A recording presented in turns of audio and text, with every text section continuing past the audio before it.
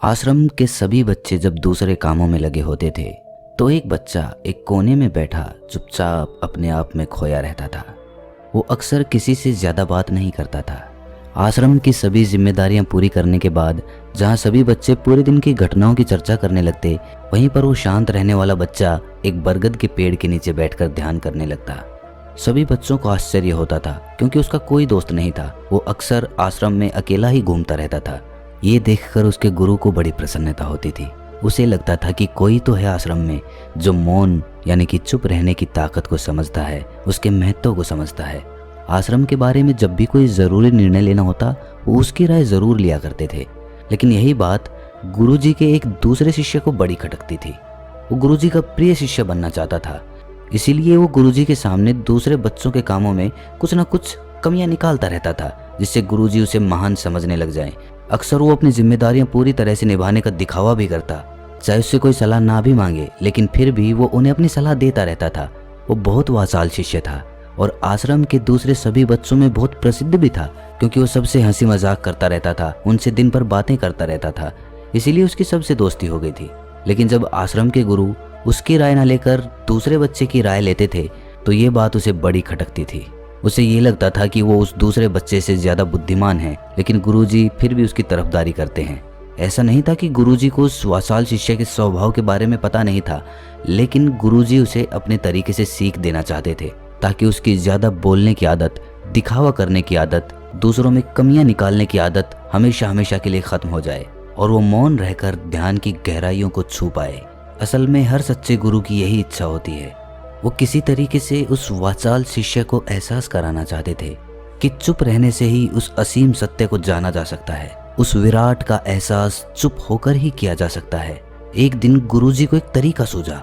उन्होंने आश्रम के सभी बच्चों को अपने पास बुलाया और कहा कि मैं तुम सभी को दो दो हिस्सों में बांटकर अलग अलग गांव में भिक्षा मांगने के लिए भेज रहा हूं, और जो भी दो बच्चे सबसे ज्यादा भिक्षा मांग कर लाएंगे उन दोनों को आश्रम की सभी जिम्मेदारियां निभाने का मौका दिया जाएगा।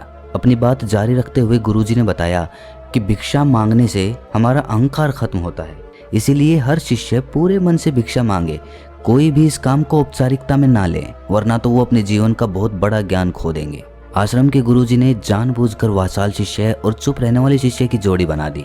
वाचाल शिष्य के मन में सिर्फ एक ही बात चल रही थी कि इस बार उसे मौका मिला है और इस बार वो गुरुजी को दिखा देगा कि वो चुप रहने वाले शिष्य से कितना ज्यादा प्रतिभावान है। दोनों शिष्यों ने आपस में अपनी सहमति से निर्णय लिया कि दोनों गांव के अलग अलग कोनों से भिक्षा मांगना शुरू करेंगे ताकि भिक्षा मांगने का काम जल्दी खत्म किया जा सके। चुप रहने वाला शिष्य हर द्वार पर जाकर अपने हाथ जोड़कर अपना भिक्षा का पात्र उनके सामने कर देता। उसके चेहरे पर एक सादगी और उसकी आंखों में एक एकांत होता था, जिससे भिक्षा देने वाले उसे भिक्षा देकर अपने आप को अनुग्रहित समझते थे। वहीं पर दूसरा वाचाल शिष्य हर द्वार पर जाकर उनको कुछ न कुछ ज्ञान देने लगता था, जिससे ज्यादातर लोग उसे बिना भिक्षा दिए ही लौटा देते थे। पूरे गांव में भिक्षा मांगकर जब दोनों गांव के बीच में मिले तो वाचाल शिष्य ने देखा कि चुप रहने वाले शिष्य के पास उससे दुगनी भिक्षा थी। ये देखकर उसे मन ही मन बहुत ठेस पहुंचा। लेकिन जब वो दोनों भिक्षा का सामान लेकर आश्रम की तरफ जा रहे थे तब वाचाल शिष्य को एक चालाकी सूझी। उसने चुप रहने वाले शिष्य से कहा कि हमें अपनी भिक्षा एक ही थैले में डाल लेनी चाहिए। गुरुजी ने हम दोनों को एक साथ भिक्षा लाने के लिए कहा था। चुप रहने वाले शिष्य ने बिना कुछ बोले अपनी सारी भिक्षा उसके थैले में डाल दी। वाचाल शिष्य मन ही मन बहुत खुश हो रहा था कि अब गुरुजी को ये पता नहीं चलेगा कि ज्यादा भिक्षा हम में से किसने मांगी। उसे लग रहा था कि गुरुजी मुझे इससे कम प्रतिभावान समझेंगे, इसीलिए उसने ये तरकीब लगाई। सभी शिष्यों के आने के बाद संध्या के समय जब सभी की भिक्षा तोली गई तो इन दोनों शिष्यों की भिक्षा सबसे ज्यादा निकली। गुरुजी ने इन दोनों का अभिवादन करते हुए आश्रम के सभी बच्चों के सामने उनकी पीठ थपथपाते हुए उन्हें मुबारकबाद दी और कहा कि मैं आश्रम का कार्यभार तुम दोनों को नहीं सौंप सकता, इससे आपसी मतभेद होने का खतरा रहता है। इसीलिए तुम दोनों में से जो ज्यादा भिक्षा लेकर आया है आश्रम की जिम्मेदारी उसे ही सौंपी जाएगी। जब उन्होंने उनसे पूछा कि तुम में से ज्यादा भिक्षा कौन मांग कर लाया था तो वाचाल शिष्य ने कहा कि गुरुजी मैं इससे दुगनी भिक्षा मांग कर लाया था, लेकिन मुझसे एक गलती हो गई कि मैंने वो दोनों भिक्षा एक ही थैले में डाल ली। मुझे नहीं पता था कि आप ऐसा निर्णय लेने वाले हैं, वरना तो मैं अपनी भिक्षा का थैला अलग ही रखता।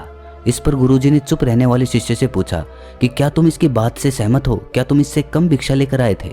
ये सुनकर चुप रहने वाले शिष्य ने कहा कि गुरुजी, मेरे पास ऐसा कोई साधन नहीं है जिससे मैं ये साबित कर पाऊं कि मैं इससे ज़्यादा भिक्षा लेकर आया था।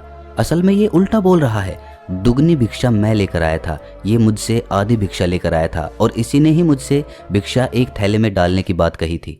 आश्रम से कुछ दूरी पर एक पहाड़ी थी जिसके पीछे सूरज अभी अभी संध्या के समय ढल रहा था। गुरुजी को तो पता था कि सच कौन बोल रहा है, लेकिन बाकी बच्चों के सामने सच साबित करने के लिए उन्होंने उन दोनों से एक सवाल पूछा कि पीछे पहाड़ी पर तुम्हें क्या दिखाई दे रहा है।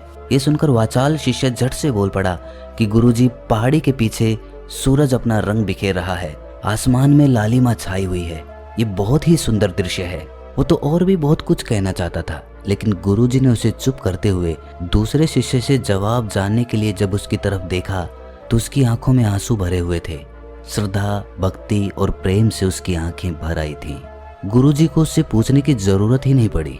गुरुजी ने सभी बच्चों को संबोधित करते हुए कहा कि मैंने सवाल किया था कि पहाड़ी के पीछे तुम्हें क्या दिखाई दे रहा है। ज्यादातर लोगों को यही दिखाई देगा कि ये एक बहुत सुंदर दृश्य है, लेकिन मजे की बात यह है कि सुंदरता बोलकर नहीं बताई जा सकती, उसे महसूस किया जा सकता है और सामने वाला उस सुंदरता को आपकी आंखों में देख पाता है। चुप रहने वाले शिष्य की तरफ इशारा करते हुए गुरुजी ने कहा कि असल में सुंदरता इसी बच्चे ने देखी है, दूसरे बच्चे ने सिर्फ सुंदरता की व्याख्या की है, लेकिन इसने वास्तविकता में उस सुंदरता को महसूस किया है। अपने आप को ऊंचा दिखाने की सभी कोशिशें नाकाम होती देख वाचाल शिष्य वहीं पर फूट फूट कर रोने लगा। उसको चुप कराते हुए गुरुजी ने कहा कि बेटा, मुझे पहले से पता था कि तुम झूठ बोल रहे हो, लेकिन मैं तुम्हें उस झूठ का एहसास कराना चाहता था। सभी बच्चों को संबोधित करते हुए गुरुजी ने बताया कि शब्द जाल की तरह होते हैं। हमारे ज़्यादा बोलने की वजह से बहुत सारी समस्याएं पैदा होती हैं। जब कोई आदमी एक बात को बढ़ा चढ़ाकर बोल देता है तो उसे सिद्ध करने के लिए वो शब्दों के जाल में फंसता चला जाता है और इसी वजह से अंतर्मुखी होने की बजाय वो बहिर्मुखी होता चला जाता है। वहीं पर जिस भी व्यक्ति को अपनी अंतर यात्रा करनी होती है उसे सबसे पहले चुप रहना सीखना होता है। ज़रूरत से ज़्यादा बोलना या फिर हर वक्त बोलते ही रहना, ये सब हमारी अंतर यात्रा में बाधा बन जाती है। जब आप चुप रहने का अभ्यास करते हैं तो आप अपने साथ वक्त बिताने लगते हैं, जिससे कि आप अपने एकांत को जान पाते हैं। और एक बार अगर मन में एकांत स्थापित हो जाए तो आपकी आंखों में, आपके चेहरे पर वो सादगी, वो एकांत, वो स्पष्टता की झलक, सब कुछ सामने नजर आने लगता है। कुछ साबित करने को नहीं रह जाता, कुछ बताने को नहीं रह जाता, सब कुछ आंखों में देखा जा सकता है। चुप रहने वाले शिष्य की तरफ इशारा करते हुए गुरुजी ने कहा कि अभी जो दृश्य इस बच्चे ने देखा वो ज्यादा बोलने वाला आदमी कभी नहीं देख पाएगा। वो अपनी बुद्धि से तर्क वितर्क करता रहेगा कि उसे क्या क्या दिखाई दे रहा है, लेकिन उसमें से वो महसूस कुछ भी नहीं कर पाएगा। उसे दिखाई दे जाएंगे पहाड़, सूरज या फिर उसकी लालिमा, लेकिन उस सुंदरता को, उस विराट को, उस अद्वैत को वो कभी नहीं देख पाएगा। अगर चुप रहने की कला सीखनी है तो तुम्हें सबसे पहले एक बात ध्यान रखनी होगी कि तुम्हें किसी को भी प्रभावित करने की कोशिश नहीं करनी है। ज्यादातर लोग इसी वजह से ज्यादा बोलते हैं क्योंकि वो दूसरों को प्रभावित करना चाहते हैं, अपने आप को साबित करना चाहते हैं, और उस साबित करने के चक्कर में वो शब्दों के जाल में फंसते चले जाते हैं और धीरे धीरे वही उनकी आदत बन जाती है। अगर कोई व्यक्ति दूसरों को प्रभावित करना चाहता है तो वो कितने लोगों को प्रभावित कर पाएगा? उसकी ये भूख बढ़ती जाएगी और वो इस संसार में सभी को कभी भी प्रभावित नहीं कर पाएगा। इसीलिए ये समझने की बात होती है कि बहिर्मुखी होने की बजाय हम अंतर्मुखी होकर अपने आप को समझ सकते हैं। अपनी बातों को खत्म करते हुए गुरुजी ने अपना आखिरी संदेश दिया। उन्होंने बताया कि अगर कोई व्यक्ति ज्यादा समय तक चुप नहीं रह सकता तो उसे थोड़े समय से अभ्यास करना चाहिए। दृढ़ संकल्प लेकर किसी व्रत की भांति दिन में कुछ समय या फिर हफ्ते में कुछ समय या फिर एक दिन चुप रहने का अभ्यास जरूर किया जाना चाहिए। इससे हमारी चुप रहने की आदत धीरे धीरे खुद ब खुद पनपने लगती है, क्योंकि एक बार जब हम चुप रहने लगते हैं तो हमें चुप रहने का आनंद पता चल जाता है। उसके बाद हमें प्रयास नहीं करना पड़ता, बल्कि हमारा मन आनंद की तरफ अपने आप बढ़ता चला जाता है। चुप रहने की कला सीखने के बाद आपकी बुद्धिमानी और आपकी स्पष्टता दोनों में बहुत ज़्यादा फायदा होगा। वास्तविकता में जिसे दर्शन कहते हैं वो मौन रहकर ही किया जा सकता है। इसके बाद सभी बच्चों से कुछ समय चुप रहने का संकल्प लेकर गुरुजी ने अपनी बात खत्म कर दी और सभी बच्चे रात्रि का भोजन करने के लिए एक साथ भोजन कक्ष में पहुंच गए। तो दोस्तों कैसी लगी ये कहानी आपको कमेंट सेक्शन में ज़रूर बताना, और अच्छी लगी तो इस चैनल को सब्सक्राइब ज़रूर कर लेना। तो मिलते हैं किसी अगली कहानी में, तब तक के लिए अपना ख्याल रखें।